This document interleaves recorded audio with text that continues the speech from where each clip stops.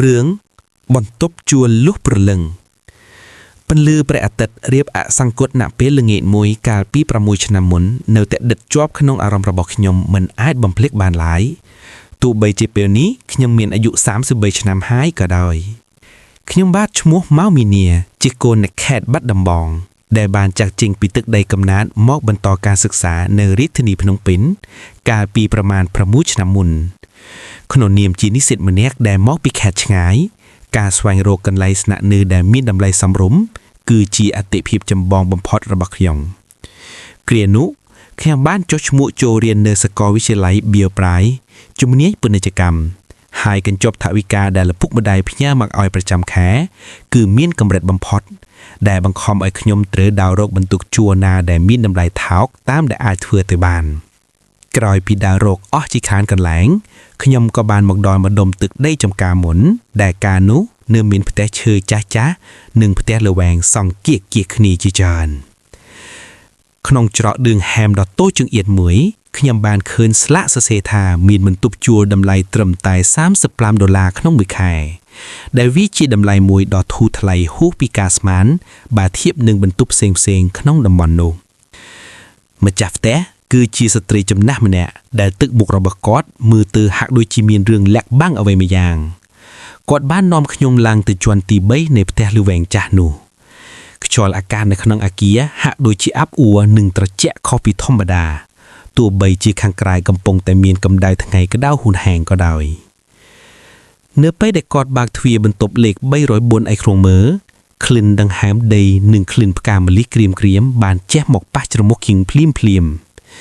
បន្ទប់នោះមានទំហំល្មមសម្រាប់មនុស្សម្នាក់ស្នាក់នៅមានបង្អួចតូចមួយដែលមើលទៅឃើញតែជញ្ជាំងផ្ទះអ្នកជិតខាងនិងមានបន្ទប់ទឹកនៅខាងក្នុងស្រាប់ទោះបីជាមានអារម្មណ៍ថាវាហាក់ដូចជាស្ងប់ស្ងាត់ជ្រុងងំពេកក៏ដោយក៏ព្រោះតែភាពចាំបាច់នឹងការចង់សន្សំថវិកាខ្ញុំក៏សម្រេចចិត្តយល់ព្រមជួលបន្ទប់នោះភ្លាមដោយមិនបានសាកសួរប្រវត្តិអ្វីច្រើនឡើយយប់ដំបូងនៃការស្នាក់នៅភាពស្ងប់ស្ងាត់ក្នុងបន្ទប់ជួលនោះហាក់ដូចជាកំពុងលេបត្របាក់ដង្ហើមរបស់ខ្ញុំបានរៀបចំសៀវភៅនិងខោអាវដាក់ក្នុងទូឈើចាស់មួយដែលម្ចាស់ផ្ទះទុកចោលឲ្យខណៈពេលដែលខ្ញុំកំពុងរៀបចំខ្ញុំស្រាប់តែមានអារម្មណ៍ថាមាននរណាម្នាក់កំពុងឈរសម្លឹងមើលខ្ញុំពីក្រោយខ្នងខ្ញុំងាកក្រោយភ្លាមប៉ុន្តែគ្មានអ្វីទាំងអស់ក្រៅពីភាពទទេស្អាតនៃបន្ទប់និងស្រមោលរបស់ខ្ញុំដែលចាំងដោយពន្លឺអំពូលម៉ែត្រដ៏ស្រអាប់ឯណោះខ្ញុំព្យាយាមគិតថាវាប្រហែលមកពីខ្ញុំប្លែកកន្លែងឬមកពីភាពហត់នឿយក្នុងការធ្វើដំណើរពីបាត់ដំបងមកភ្នំពេញខ្ញុំបានចូលគេងទាំងក្បាលព្រឺបន្តិចនៅពាក់កណ្ដាលអធ្រាត្រក្នុងពេលដែលខ្ញុំកំពុងលង់លក់ក្នុងដំណេកខ្ញុំស្រាប់តែឮសូរសម្រែកទឹកធ្លាក់ចេញពីក្នុងបន្ទប់ទឹកសំឡេងទឹកហូរដូចជាមានគេកំពុងងូតយ៉ាងអញ្ចឹងខ្ញុំខ្ញាក់ក្រញាំងក្រោកអង្គុយស្ដាប់ដោយយកចិត្តទុកដាក់សំឡេងនោះនៅតែបន្តជ្រូកហាក់ដូចជានរណាម្នាក់បើកក្បាលរ៉ូមីណេចោលខ្ញុំសម្រេចចិត្តក្រោកឡើងទៅបើកទ្វារបន្ទប់ទឹកមើលប៉ុន្តែនៅពេលដែលខ្ញុំបើកទ្វារភ្លាមអ្វីគ្រប់យ៉ាងគឺស្ងប់ស្ងាត់ជ្រុងងំកំរើការ៉ូបន្ទប់ទឹកក៏ស្ងួតជោកគ្មានដំណក់ទឹកសំបីតែមួយដំណក់ដែរខ្ញុំចាប់ផ្ដើមមានអារម្មណ៍មិនស្រួលប៉ុន្តែក៏ព្យាយាមសម្រាលចិត្តថាប្រហែលជាសំឡេងបន្ទប់ទឹកមកពីបន្ទប់ខាងលើឬខាងក្រោម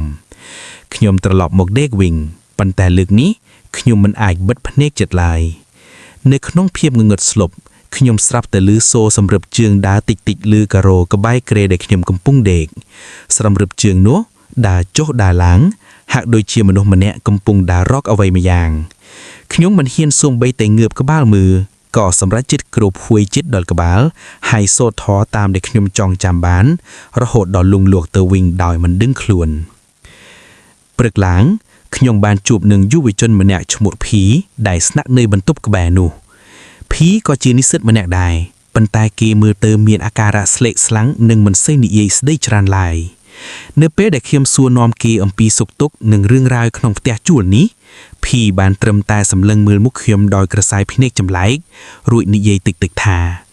បើបងអាចបដូរកន្លែងបានក៏បដូរទៅកុំនៅយូរពេកអីសម្ដីរបស់គេធ្វើឲ្យខ្ញុំកាន់តែឆ្ងល់និងមានការព្រួយបារម្ភប៉ុន្តែដោយសារតែទើបតែបង់លុយកក់និងលុយផ្ទះអស់ហើយខ្ញុំគ្មានជំរឿអ្វីក្រៅពីបន្តរស់នៅទីនោះឡើយថ្ងៃបន្តមកទៀត រឿងរ៉ាវកាន់តែចម្លែកទៅជាច្រើនលើកច្រើនសារដែលខ្ញុំត្រឡប់មកពីសាលាវិញហើយឃើញរបស់របរក្នុងបន្ទប់ត្រូវបានផ្លាស់ប្ដូរទីតាំងសៀវភៅដែលខ្ញុំដាក់លើតុស្រាប់តែទៅលើដីខោអាវដែលខ្ញុំព្យួរទុកស្រាប់តែធ្លាក់រាយប៉ៃតែម្ដងមានយប់មួយក្នុងខណៈពេលដែលខ្ញុំកំពុងរៀនមេរៀននៅពេលយប់ស្ងាត់ចាំងស្រាប់តែមានក្លិនផ្កាម្លិះយ៉ាងក្រអូបឈ្ងប់ជាក់មកម្ដងទៀតប៉ុន្តែលើកនេះក្លិននោះមិនមែនជាក្លិនក្រអូបធម្មតាឡើយវាគឺជាក្លិនដែលលាយឡំជាមួយក្លិនឆ្អាបតិចៗខ្ញុំងើបមុខពីសៀវភៅស្រាប់តែឃើញស្រមោលស្រីម្នាក់មានសក់វែងអន្លាយឈរបែរខ្នងនៅជ្រុងបន្ទប់បែកដងខ្ញុំស្ទើរតែលោតចេញមកក្រៅខ្លួនប្រាណទាំងមូលត្រជឹកស្រេបដូចតកខ្ញុំមិនអាចគម្រើបខ្លួនបានឡើយហាក់ដូចជាមានកម្លាំងម្យ៉ាងមកសង្កត់ជាប់ស្រមោលនោះចាប់ផ្ដើមងាកមកយឺតមុខរបស់នាងស្លេកស្លាំងភ្នែកទាំងពីររបស់នាងមានឈាមហូរស្រស់ចេញមកនាងមិនបាននិយាយអ្វីឡើយប៉ុន្តែនាងបានចង្អុលទៅកាន់ទូឈើចាក់ដែលស្ថិតនៅគៀនបន្ទប់មួយសន្ទុះក្រោយមកស្រមោលនោះក៏រលាយបាត់ទៅក្នុងភាពងងឹតបន្សល់តែភាពភ័យខ្លាចដែលញ៉ាំញីផ្លូវចិត្តរបស់ខ្ញុំយ៉ាងខ្លាំងនៅយប់នោះខ្ញុំមិនហ៊ានដេកក្នុងបន្ទប់ម្នាក់ឯងទៀតទេខ្ញុំបានរត់ទៅសុំដេកជាមួយភីនៅបន្ទប់ក្បែរខាងឃើញសភាពភ័យស្លន់ស្លោរបស់ខ្ញុំភីក៏សម្រេចចិត្តប្រាប់ការពិតទាំងអស់ភីបានរៀបរាប់ថាកាលពីប្រហែល2ឆ្នាំមុនបន្ទប់លេខ304នោះមានជានិស្សិតស្រីម្នាក់មកពីខេត្តកំពង់ចាមមកស្នាក់នៅនាងជាមនុស្សស្លូតបូតនិងរៀនពូកែណាស់ប៉ុន្តែជាអកុសលនាងត្រូវបានសង្សាររបស់នាងបោកប្រាស់និងធ្វើបាបចិត្តយ៉ាងធ្ងន់ធ្ងរដោយក្តីអស់សង្ឃឹមនិងទុក្ខសោកដែលមិនអាចរៀបរាប់បាននាងក៏សម្រេចចិត្តបញ្ចប់ជីវិតខ្លួនឯងដោយការចងកសម្លាប់ខ្លួននៅក្នុងទូឈើចាក់នោះឯងចាប់តាំងពីពេលនោះមកគ្មាននរណាម្នាក់អាចស្នាក់នៅក្នុងបន្ទប់នោះបានលើសពី1សប្តាហ៍ឡើយអ្នកខ្លះឃើញនាងអង្គុយយំអ្នកខ្លះឮសំឡេងនាងហៅរកសង្សារហើយអ្នកខ្លះទៀតក៏ត្រូវនាងលើងបន្លាចរហូតដល់សន្លប់បាត់ស្មារតីក៏មានឮបែបនេះខ្ញុំស្ទើរតែមិនជឿត្រជាខ្លួនឯងភាពក្រីក្រនិងការចង់សន្សំលុយបានធ្វើឲ្យខ្ញុំមើលរំលងសញ្ញាគ្រោះថ្នាក់ជាច្រើនព្រឹកឡើងខ្ញុំបានសម្រេចចិត្តចូលទៅក្នុងបន្ទប់នោះវិញជាមួយភីដើម្បីពិនិត្យមើលក្នុងទូឈើនោះឲ្យច្បាស់នៅពេលដែលយើងរើខោអាវចេញនិងគាស់ជញ្ជាំងខាងក្រោយនៃទូខ្ញុំស្រាប់តែឃើញចន្លោះប្រហោងតូចមួយនៅខាងក្នុងនោះមានសៀវភៅកំណត់ហេតុមួយក្បាលដែលរុំដោយក្រណាត់សហើយមានរូបថតមួយសន្លឹករូបថតនោះបង្ហាញពីក្មេងស្រីម្នាក់ដែលមានស្នាមញញឹមស្រស់ស្រាយឈរក្បែរយុវជនម្នាក់នៅក្នុងកំណត់ហេតុនាងបានសរសេររៀបរាប់ពីការឈឺចាប់និងការបាត់បង់សេចក្តីសង្ឃឹមក្នុងជីវិតអត្ថបទចុងក្រោយបង្អស់នាងបានសរសេរថាខ្ញុំមិនចង់ចាកចេញពីទីនេះឡើយព្រោះទីនេះគឺជាកន្លែងតែមួយគត់ដែលខ្ញុំធ្លាប់មានក្តីសុខជាមួយគេការអានកំណត់ហេតុនោះធ្វើឲ្យខ្ញុំមានអារម្មណ៍អាណិតអាសូរដល់វិញ្ញាណក្ខន្ធរបស់នាងជាខ្លាំងភាពភ័យខ្លាចដែលធ្លាប់មានក៏ប្រែមកជាភាពសង្វេគវិញខ្ញុំនិងភីបានសម្រេចចិត្តយកសៀវភៅកំណត់ហេតុនិងរបស់របរដែលនៅសេសសល់នោះទៅប្រគេនព្រះសង្ឃនៅវត្តដែលនៅជិតនោះដើម្បីធ្វើបុណ្យឧទ្ទិសកុសលជូនដល់នាងយើងបានរៀបចំចង្ហាន់និងគ្រឿងសក្ការបូជាតាមប្រពៃណីខ្មែរដោយសូមឲ្យព្រះសង្ឃលោកជួយសូត្រធម៌រំដោះទុក្ខទោសនិងបួងសួងឲ្យវិញ្ញាណក្ខន្ធរបស់នាងបានទៅកាន់សុគតិភពកុំឲ្យនៅវិលវល់ក្នុងโลกនេះទៀតអីយប់បន្ទាប់ពីធ្វើបុណ្យរួចខ្ញុំបានត្រឡប់មកដីខឹងបន្ទប់វិញដោយក្តីបារម្ភបន្តិចបន្តួចប៉ុន្តែអ្វីហាក់ដូចជាមានភាពខកប្លែកពីមុនខ្យល់ដែលធ្លាប់តែត្រជាក់ស្រៀបបែរជាមានភាពកប់ក្តៅវិញគ្មានសម្រឹបជើងដើរគ្មានសំឡេងទឹកហូរនិងគ្មានក្លិនឆ្អាបដែលគួរឲ្យខ្លាចទៀតឡើយក្នុងយប់នោះខ្ញុំបានយប់សបិនឃើញនារីម្នាក់នោះម្ដងទៀតប៉ុន្តែលើកនេះនាងមិនមានសភាពគួរឲ្យខ្លាចដូចមុនឡើយនាងស្លៀកសម្លៀកបំពាក់ពណ៌សស្អាតទឹកមុខស្រស់ស្រាយនិងមានស្នាមញញឹមដ៏ទន់ភ្លន់មួយនាងបានសំពះអរគុណខ្ញុំរួចដៃចេញទៅក្នុងពន្លឺដ៏ភ្លឺស្វាងមួយចាប់តាំងពីពេលនោះមកបន្ទប់លេខ304ក៏ក្លាយជាបន្ទប់ធម្មតាមួយដែលគ្មានការលើងបន្លាចអ្វីទៀតឡើយម្ចាស់ផ្ទះដែលធ្លាប់តែមានទឹកមុខលាក់បាំងក៏ចាប់ផ្ដើមមានទឹកមុខស្រស់ស្រាយនិងបានរៀបរាប់ប្រាប់ខ្ញុំតាមត្រាំងអំពីប្រវត្តិរឿងរ៉ាវនោះព្រោះតែខ្លាចគ្មានអ្នកជួលគាត់បានបញ្ចុះតម្លៃផ្ទះឲ្យខ្ញុំកាន់តែថោកជាងមុនទៀតដើម្បីជាការតបស្នងដែលខ្ញុំបានជួយរំដោះវិញ្ញាណក្ខន្ធដែលនៅសេសសល់ក្នុងផ្ទះរបស់គាត់ ទោះបីជាយ៉ាងណាក៏ដោយបទពិសោធន៍នេះបានបង្រៀនខ្ញុំឲ្យស្គាល់ពីតម្លៃជីវិតនិងការយល់ដឹងអំពីពិភពដែលយើងមិនមើលឃើញវិញ្ញាណដែលនៅវិលវល់ជួនកាលមិនមែនមកតែធ្វើបាបយើងឡើយប៉ុន្តែពួកគេគ្រាន់តែចង់បានការយកចិត្តទុកដាក់ការយល់ចិត្តឬការជួយជ្រោមជ្រែងដើម្បីឲ្យពួកគេអាចចាកចេញពីទុក្ខសោកទាំងឡាយរឿងរ៉ាវនេះបានក្លាយជាមេរៀនមួយដ៏សំខាន់សម្រាប់ខ្ញុំក្នុងអំឡុងពេលដែលខ្ញុំរស់នៅនិងរៀនសូត្រក្នុងទីក្រុងភ្នំពេញរៀងរាល់ថ្ងៃសិលខ្ញុំតែងតែឧស្សាហ៍ទៅវត្តធ្វើបុណ្យនិងមិនដែលភ្លេចឧទ្ទិសកុសលដល់នារីម្នាក់នោះឡើយពេលវេលាបានកន្លងផុតទៅខ្ញុំបានបញ្ចប់ការសិក្សានិងមានការងារសមរម្យរាល់ពេលដែលខ្ញុំជិះកាត់ម្ដុំនោះខ្ញុំតែងតែងាកមើលទៅកាន់អគារចាស់នោះទោះបីជាពេលនេះអគារនោះត្រូវបានគេវាយចោលនិងសាងសង់ជាសន្តាគារទំនើបវិញក៏ដោយប៉ុន្តែការចងចាំអំពីបន្ទប់ជួលលុះព្រលឹងនៅតែដិតជាប់ក្នុងចិត្តខ្ញុំជានិច្ចវាជារឿងរ៉ាវដែលធ្វើឲ្យខ្ញុំព្រឺឆុងខ្នងផងនិងធ្វើឲ្យខ្ញុំយល់ពីតម្លៃនៃសេចក្តីស្រឡាញ់ដែលខុសប្លែកផងជីវិតមនុស្សយើងខ្លីណាស់ការចងគំនុំឬការជាប់ជំពាក់នឹងរឿងរ៉ាវអតីតកាលមានតែធ្វើឲ្យយើងរងទុក្ខវេទនាទាំងពេលនៅរស់និងពេលស្លាប់ទៅរឿងរ៉ាវរបស់ខ្ញុំនេះប្រហែលជាអាចជាសារដាស់តឿនដល់យុវជនយុវតីចំនួនក្រោយឲ្យមានការប្រុងប្រយ័ត្នក្នុងការសម្រេចចិត្តផ្សេងក្នុងជីវិតពិសេសរឿងរ៉ាវស្នេហាកុំឲ្យភាពងងឹតងងល់នៃសេចក្តីស្រឡាញ់មកបិទបាំងពន្លឺនៃជីវិតដ៏មានតម្លៃហើយសម្រាប់អ្នកដែលត្រូវស្នាក់នៅឆ្ងាយពីផ្ទះដូចជានិស្សិតឡើងមកពីខេត្តការជ្រើសរើសកន្លែងស្នាក់នៅគឺជារឿងសំខាន់ប៉ុន្តែការរស់នៅដោយមានសីលធម៌និងការចេះដឹងគុណក៏ជាខែលការពារយើងពីគ្រោះថ្នាក់ដែលមើលមិនឃើញផងដែរមកដល់សប្តាហ៍ថ្ងៃនេះពេលដែលខ្ញុំរៀបរាប់រឿងនេះប្រាប់មិត្តភក្តិឬសហការីពួកគេតែងតែសួរខ្ញុំថាតើខ្ញុំនៅតែខ្លាចខ្មោចទៀតដែរឬទេខ្ញុំតែងតែញញឹមហើយឆ្លើយថាខ្មោចមិនមែនជាអ្វីដែលគួរឲ្យខ្លាចបំផុតឡើយអ្វីដែលគួរឲ្យខ្លាចបំផុតគឺចិត្តដែលពោរពេញទៅដោយភាពអត្តន័យម័យនិងការគ្មានមេត្តាធម៌ចំពោះគ្នាយើងក្នុងសង្គមមនុស្សយើងនេះឯងបទពិសោធន៍ដ៏រន្ធត់នៅបន្ទប់លេខ304បានប្រែក្លាយជារឿងរ៉ាវដែលពោរពេញដោយអត្តន័យវាមិនត្រឹមតែជាការជួបខ្មោចលងធម្មតាប៉ុណ្ណោះទេប៉ុន្តែវាគឺជាការឆ្លងកាត់នូវវិញ្ញាសាជីវិតមួយដែលធ្វើឲ្យខ្ញុំចេះយល់ចិត្តអ្នកដទៃកាន់តែច្រើនខ្ញុំនៅតែចងចាំស្នាមញញឹមចុងក្រោយរបស់នារីម្នាក់នោះក្នុងយប់ស្បិតនាងហាក់ដូចជាចង់ប្រាប់ខ្ញុំថាសន្តិភាពពិតប្រាកដនឹងកើតមាននៅពេលដែលយើងចេះលះបង់និងចេះអភ័យទោសហើយនេះគឺជាសាច់រឿងពិតដែលបានកើតឡើងលើរូបខ្ញុំផ្ទាល់កាលពី6ឆ្នាំមុនក្នុងរាជធានីភ្នំពេញដ៏អ៊ូអរដែលនៅតែមានជ្រុងងងឹតនិងរឿងរ៉ាវអាថ៌កំបាំងដែលរងចាំការបកស្រាយយប់ខ្លះនៅពេលដែលមេឃភ្លៀងធ្លាក់ខ្លាំងហើយខ្យល់បក់បោកមកប៉ះបង្អួចផ្ទះថ្មីរបស់ខ្ញុំ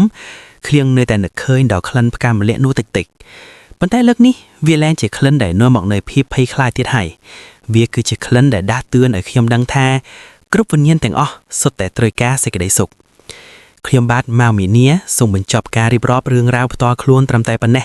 ហើយសង្ឃឹមថាអ្នកអានទាំងអស់នឹងទទួលបាននូវចំណេះដឹងនិងការពិចារណាខ្លះៗពីសាច់រឿងដែលបានកើតឡើងចំពោះរូបខ្ញុំបាទសូមឲ្យវិញ្ញាណក្ខន្ធទាំងឡាយដែលនៅវិលវល់បានទៅកាន់សុគតិភពគ្រប់គ្នាក្រោយពីខ្ញុំបានចាក់ចេញពីផ្ទះជួលនោះមកជីវិតរបស់ខ្ញុំហាក់ដូចជាមានភាពរលូនជាងមុន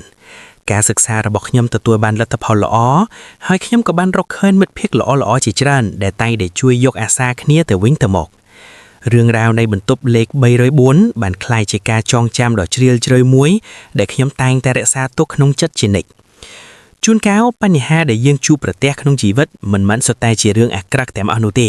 ប្រសិនបើយើងចេះប្រឈមមុខនឹងវាដោយសេចក្តីក្លាហាននិងសេចក្តីល្អ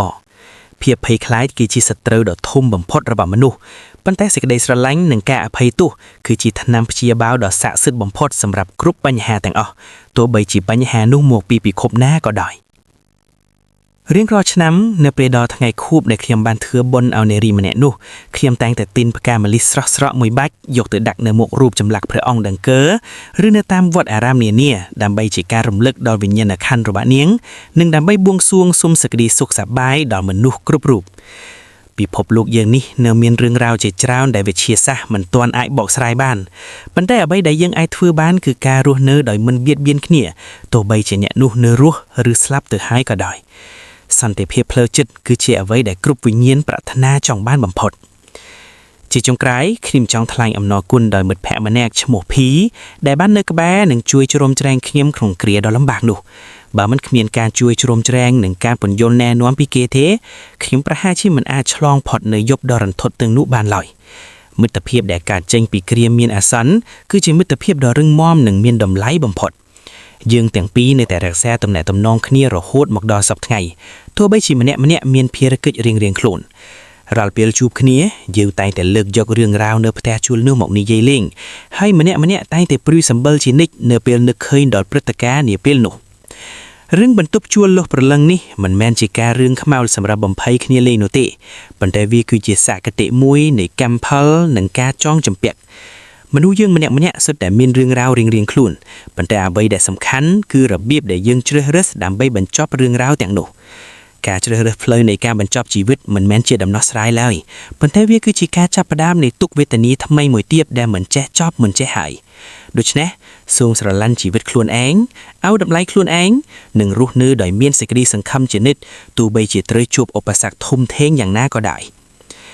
ពន្លឺថ្ងៃនាពេលព្រលឹមតែងតែនាំមកនូវសេចក្តីសង្ឃឹមថ្មីជានិច្ចដូចជាជីវិតរបស់ខ្ញុំដែលបានឆ្លងផុតពីយប់ដ៏ងងឹតស្លុបនៅក្នុងបន្ទប់លេខ304 No Anet ការចងចាំទាំងឡាយបានក្លាយជាមេរៀនដ៏មានតម្លៃដែលខ្ញុំនឹងរក្សាទុកក្នុងបេះដូងរហូតតទៅនេះហើយគឺជាជីវិតនេះហើយគឺជាការពិតដែលខ្ញុំបានជួបប្រទះនាពេលខ្ញុំជានិស្សិតម្នាក់ដែលធ្លាប់បានស្នាក់នៅក្នុងបន្ទប់ជួលដែលលុះប្រលឹងបំផុតនៅក្នុងទីក្រុងភ្នំពេញខណៈពេលដែលខ្ញុំកំពុងសរសេរបញ្ចប់រឿងនេះខ្ញុំស្រាប់តែធុំក្លិនផ្កាម្លិះតិចៗចេះមកតាមបង្អួចខ្ញុំងាកទៅមើលក្រៅបង្អួចឃើញផ្កាម្លិះដែលខ្ញុំដាំនៅផាងកំពុងតែរីកស្គុះស្កាយខ្ញុំញញឹមដោយក្តីសុខព្រោះខ្ញុំដឹងថាក្លិននេះគឺជាក្លិននៃក្តីសុខនិងការដឹងគុណមិនមែនជាក្លិននៃភាពភ័យខ្លាចដោយកាលពី6 ឆ្នាំមុនទៀតហើយអតីតកាលបានកន្លងផុតទៅសេសសល់ត្រឹមតែរឿងរ៉ាវសម្រាប់ចែករំលែកនិងមេរៀនសម្រាប់រស់នៅ